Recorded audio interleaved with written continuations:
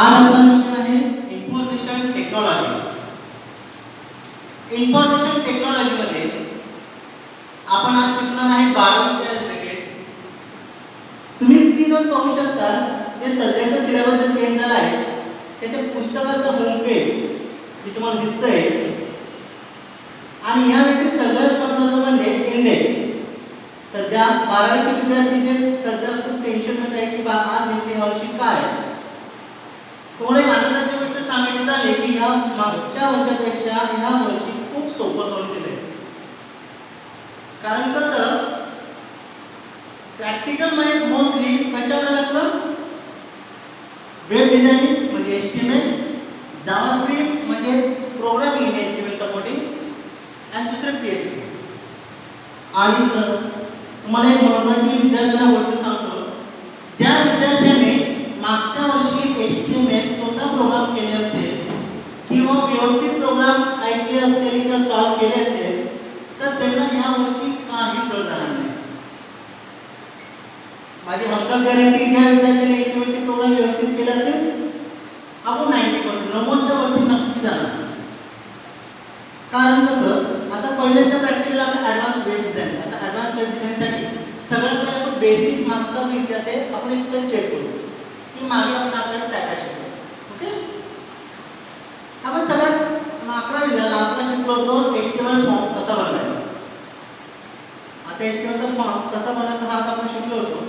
तुम्ही स्क्रीनवर पाहा, इथे आपण दिलं होतं registration form, name, password, address, pin code, phone number, gender, male female, नंतर तुम्ही दिलेलं ड्रॉपडाऊन लिस्ट, चेकबॉक्स आणि submit, visit, exit and back.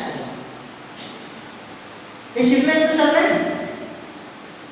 आता हे डिझाईन आपण कशी केली होती, आपण डिझायनिंग मध्ये जाऊया. इन टॅग आपण HTML घेतला सुरुवातीला. हेड मध्ये आपण टायटल डिफाइन केलं, टायटलचं नाव. हेड नंतर आपण क्लोज केलं हेड आणि बॉडी डिफाइन केली. बॉडी मध्ये आपण डिझायनिंग करायची आहे. बॉडीमध्ये आपण जो फॉर्म घेतला आहे हा सेंटरमध्ये दिसतोय कारण आपण इथे सेंटर अलाइनमेंट डिफाइन केले. त्यानंतर जेव्हा मी सबमिट बटनावर क्लिक करेल हा फॉर्मचा सगळा डेटा काय कशावर होईल, sp4 home.html या फॉर्मवरती हा पुढे सबमिट होईल. कोणत्या मेथडने, पोस्ट मेथडने. पोस्ट मेथड काय करतं, असलेला डाटा हा कॅरी फॉरवर्ड करतो पुढच्या फॉर्मला. ओके, H1 टॅग हेडिंग 1 इथे पाहू शकता रजिस्ट्रेशन फॉर्म दिलाय. Enter your name, input type घेतलेला आपण text. Okay, XYZ. Then password घेतलाय. याच्यावर मित्रांनो तुम्ही जर पाहणार इथे पासवर्ड मी XYZ जरी टाइप केला तर समोरच्याला दिसत नाही का, कारण आपण इनपुट टाइप घेतलाय हा पासवर्ड नावाचा. देन अगेन ॲड्रेस साठी आपण टेक्स्ट घेतलाय, टेक्स्ट घेतलाय. देन पिन साठी नंबर, कारण याची पिन नंबरच्या ऐवजी कोणी दुसरं काही नाव वगैरे काही टाइप नको करायला म्हणून आपण इथे पिन नंबर घेतलाय. Phone number XYZ. इथे तुम्ही पाहा याला रेडिओ बटन म्हणतात. जेंडर मध्ये सिंगल चूज एका वेळेस एकच आपण ऑप्शन चूज करायला पाहिजे म्हणून आपण काय करतो रेडिओ बटन देतो, जेणेकरून एका विद्यार्थ्याने एकच त्या दोघांपैकी एक सॉल्व केलं पाहिजे. तर मेल असेल तर मेल किंवा फिमेल असेल तर फिमेल. देन तुम्ही पाहणार की हा जो आपण सिलेक्ट क्लास म्हटला आहे या ठिकाणी डिझायनिंगला, इथे ड्रॉपडाऊन लिस्ट येतो, ॲरो येतोय जो डाऊन साईडला जातो, जेणेकरून आपण क्लिक केलं ते लिस्ट ओपन होते आणि आपण सिलेक्ट करतो. याला म्हणतात ड्रॉपडाऊन लिस्ट. ओके, आपण दिलेले पाहिजे 11, 12. Then hobbies. हॉबीजमध्ये पाहणार मल्टिपल चूज, एकापेक्षा जास्त चूज करू शकतो. हा जनरली प्रश्न येतो 12वीला, सिंगल चूज साठी कोणता ऑप्शन यूज केला जातो आणि मल्टिपल चूज साठी काय. तर सिंगल चूज साठी चेकबॉक्स रेडिओ बटन आणि मल्टिपल चूज साठी चेकबॉक्स. ओके, अजून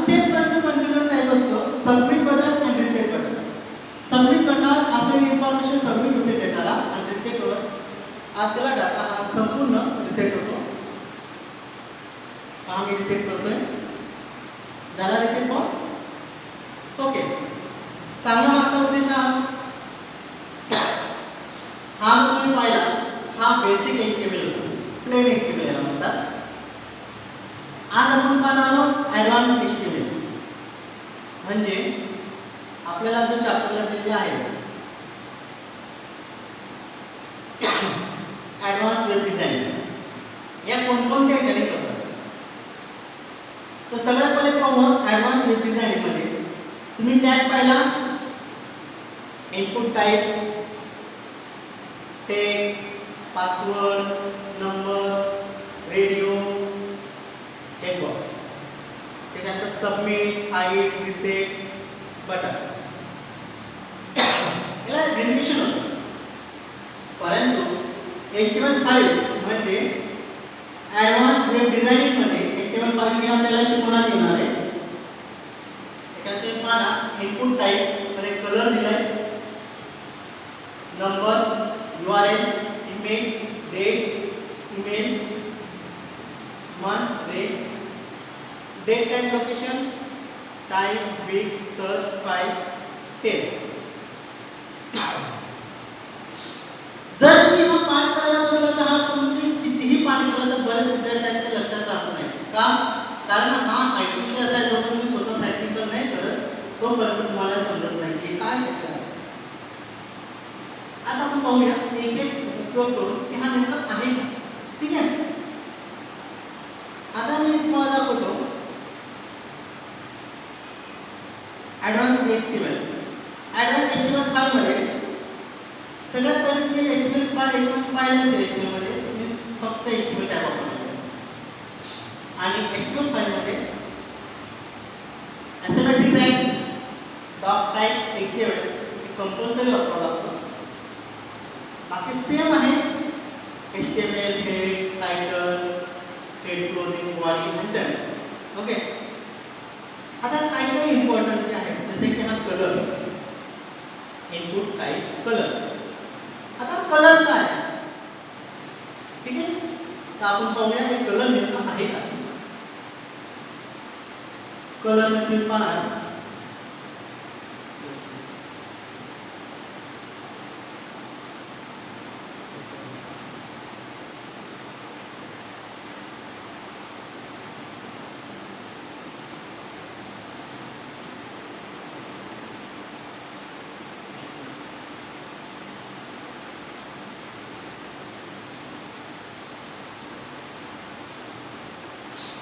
आता हा तुम्हाला दिसतोय कलर. हे पाहिजे हा कलर. कलर मध्ये तुम्ही कलर पाहणार, त्याच्यावर क्लिक करणार तर मध्ये एक लिस्ट ओपन होतो. एक टूल बॉक्स ओपन होतो जेणेकरून तुम्ही कलर हा सेट करू शकता. विद्यार्थ्यांना तुम्ही बरेचदा ऑनलाईन पेंटिंग करतात किंवा ऑनलाईन डिझायनिंग करतात किंवा बऱ्याच विद्यार्थ्यांनी पेंट वगैरे वापरलेला असेल तिथे पण याच पद्धतीचा बॉक्स असतो. मी कलर सेट करू शकतो. हा कसा वापरावा मी फक्त तुम्हाला दाखवतोय. नंतर हा प्रॅक्टिकलमध्ये कसा वापरावा आपण नेमकं जेव्हा प्रॅक्टिकल होईल त्यावेळेस बघूया. नंबर हा टॅग तुम्ही जनरली पाहिला, नंबर टॅग कसा वापरत होतो. इथे तुम्ही मागच्या याला पाहिला, इथे मी नंबर दिलेला आहे. फोन नंबर आठवलं. मला इथे काय करायचं होतं, हाताने टाईप करायला लागायचं की नाही. परंतु ॲडव्हान्स HTML5 मध्ये मी हाताने टाईप जरी केलं तरी चालेल किंवा इथे मला ॲडव्हान्स HTML5 ने बाय डिफॉल्ट मला इथे सिलेक्ट ऑप्शन दिलेला आहे. मी जेणेकरून नंबर इथे सिलेक्ट करू शकतो. आता तुम्ही म्हणा सर URL काय आहे. URL म्हणजे मी तुम्हाला हा HTML प्रोग्राम जेव्हा शिकवला याच्यामध्ये मी तुम्हाला हा दाखवला की हा फक्त लोकल PC वरचा डाटा पुढच्या फॉर्मला जसं की SOP कोड form.html याला कॅरी करून आला कोणत्या मेथडने पोस्ट मेथड. परंतु मी जेव्हा URL हा टाईप वापरतो इनपुट टाईप प्रोग्राममध्ये तुम्ही पाहणार URL इनपुट टाईप वापरतो जेव्हा मला सबमिट याच्यामध्ये URL टाईप करतो. एक्झाम्पल मी इथे yahoo.com टाईप केला www. yahoo.com. तर हा काय करतो, मला डायरेक्टली याहूच्या वेबसाईटला घेऊन जातो. URLचा कंपाऊंड का युनिव्हर्सल रिसोर्स लोकेटर. आपण ह्या याच्यावर टाईप करतो ना या पद्धतीने www.yahoo.com घ्या किंवा google.com. गुगल वेबसाईट ओपन झाली. हा जो कंटेंट जो तुम्हाला दिसतोय ना याला म्हणतात URL. हा सेल तुम्ही इथे वापरलेला आहे जेणेकरून विद्यार्थ्यांना ॲट अ टाइम ओपन करू शकता website. Same like submit button. हे बटन ॲक्च्युली आपण खाली आपण पाहिलेलं आहे प्रोग्राममध्ये. हे पहा इथे मी सबमिटसाठी काय काय कोडिंग केली तर तुम्ही पाहणार. प्लेन HTML मध्ये इनपुट टाईप सबमिट व्हॅल्यू टाकले तिकडे नाव टाकण्यासाठी आणि मला एखादी लिंक वगैरे इमेज घ्यायची पण परत मोठा प्रोग्राम तयार करावा लागेल. HTML फाईलमध्ये सिम्पली तुम्ही इमेज वापरलेले आणि सबमिट टाईप करतो डायरेक्टली. तुम्ही सबमिट करू शकता तिथे एक इमेज डिफाईन करू शकतो. त्याच्यानंतर सगळ्यात महत्त्वाचा डेट. आपण एखादी फॉर्म भरत असतो त्यात विचारलं जातं सिलेक्ट युअर बर्थ डेट. तुम्ही पाहा इथे ऑटोमॅटिकली मायक्रोसॉफ्टने एक बाय डिफॉल्ट कॅलेंडर दिलेलं आहे. इथे तुम्ही कॅलेंडर डेट सिलेक्ट करू शकता. Okay. And next is email. ईमेलमध्ये सगळ्यात महत्त्वाचं काय असतं ॲड्रेस कंपल्सरी आहे आणि .com कंपल्सरी. म्हणजे मी XYZ नावात abc@yahoo.com टाकलं. ओके. आपण म्हणत नाही का रजिस्ट्रेशन फॉर्म तयार करत असताना की मला हा फॉर्म तयार करायचा आहे मग त्याचा इंटरव्ह्यू ईमेल आय डी. जर मी इथे HTML घेतलं प्लेन HTML मध्ये टेक्स्ट बॉक्स तर काय होईल विद्यार्थी काही टाईप करून दे मग व्हॅलिडेशन होईल का नाही ना. म्हणून HTML फाईलने काय केलंय डायरेक्टली दिलेले मग त्यानंतर @.yahoo.com कंपल्सरी चेक केलं जातं ॲड्रेस आहे की नाही .com किंवा .in .co.in आहे की नाही डोमेन आहे की नाही हा ऑटोमॅटिकली चेक केला जातो. देन सेकंड असतं मंथ. नेक्स्ट आहे आपलं मंथ. मंथ हा इनबिल्ट दिलेला आहे त्यामुळे ऑटोमॅटिक कॅलेंडर दिलं. वरच्या याच्यात काय होतं पूर्ण कॅलेंडर ओपन आहे है ना. पण मंथमध्ये काय फक्त तुम्हाला कॅलेंडर मंथ दिसेल फक्त महिना दिसेल. Then range. माझ्या मते सगळ्या विद्यार्थ्यांनी Olive.com, Amazon किंवा ऑनलाईन शॉपिंग करत असताना एक स्वतःची रेंज विचारतात तुम्हाला या मंथच्या दरम्यान मला काही वस्तू परचेस करायची आहे. तर तुम्हाला ना या पद्धतीचं काही लोक काय करतात डेव्हलपर ऑटोमॅटिकली टेकबॉक्स दिला असतो ते चेकबॉक्स दिलं असतं आपण चेक केलं की ऑटोमॅटिक ते होतं. पण ह्या रेंजने काय असतं आता बऱ्याच प्रोग्राम म्हणणार या रेंज डिफाईन केलं 500, 1000, 2000 च्या रेंजमध्ये दाखवणार. ओके. तर पुढचं आहे date and time. Date and time. Date टाईममध्ये काय होतं तुम्ही इथे at a time 2 calendar open करतो. तुम्ही पाहणार या साईडला तुम्ही इथे तुमचा बर्थडे XYZ घ्यायचे किंवा तुम्ही झूम ॲप सध्या जे प्रसिद्ध आहे झूम ॲप नंतर वेबिनार नंतर गुगल मीट याच्यामध्ये ह्या पद्धतीचा तुम्हाला क्लास केव्हा घ्यायचा आहे की तुम्हाला आपला इंटरव्ह्यू केव्हा घ्यायचा आहे की मीटिंग कुठे करायचं आहे शेड्यूल कुठे करायचं आहे यासाठी आपल्याला हा कॅलेंडर वापरला जातो. एक्झाम्पल आजच्या तारीख 1 जुलै मला 3 जुलैला मीटिंग घ्यायची आहे 12 वाजता. 12 वाजता किती वाजता 12 वाजता घ्यायची. ओके.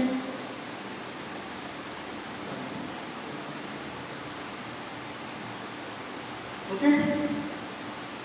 असं करून मी इथे पाहणार तर माझी मीटिंग जी आहे 3 जुलै 12 वाजता डिक्लेअर झालेली आहे.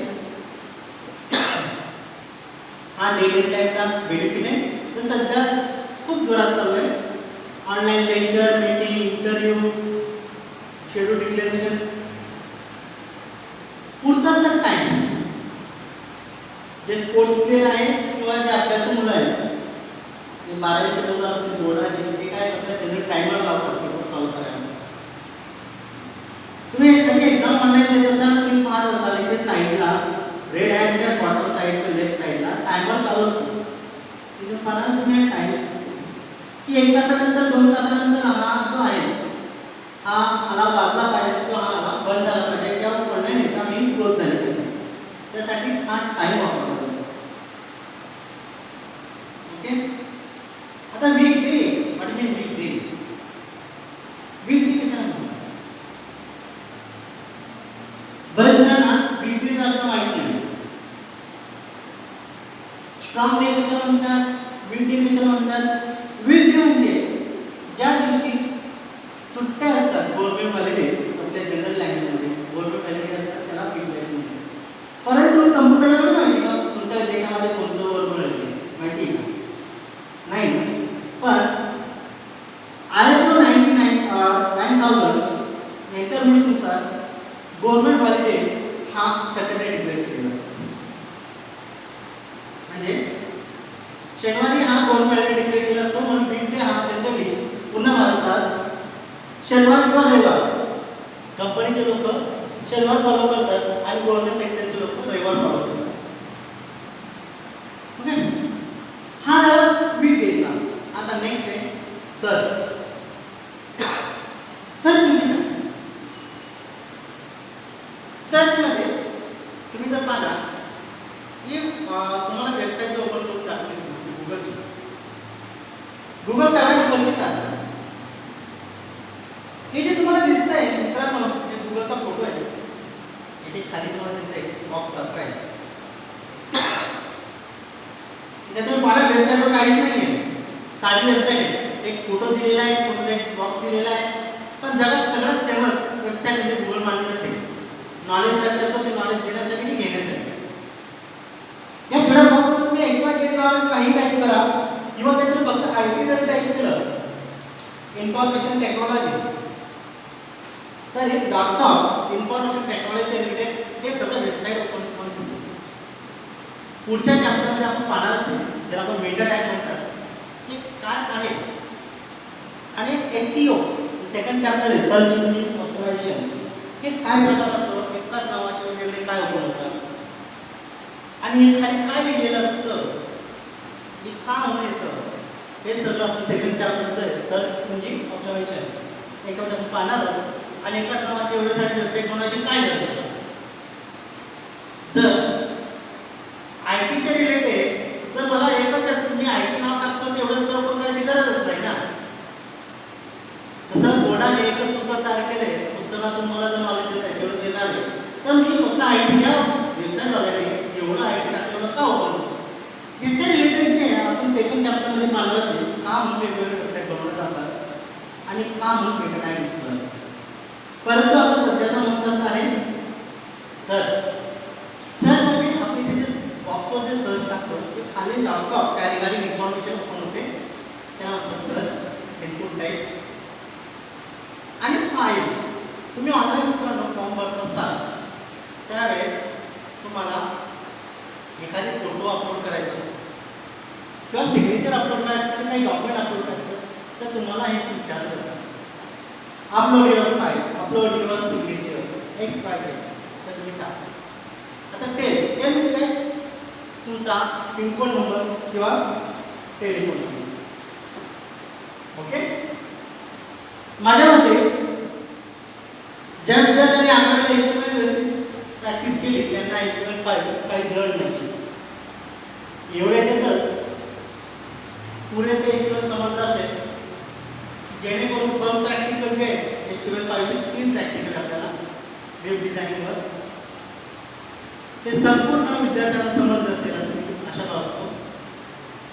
आणि ज्या आजचं लेक्चर आपलं संपलं. थँक्यू.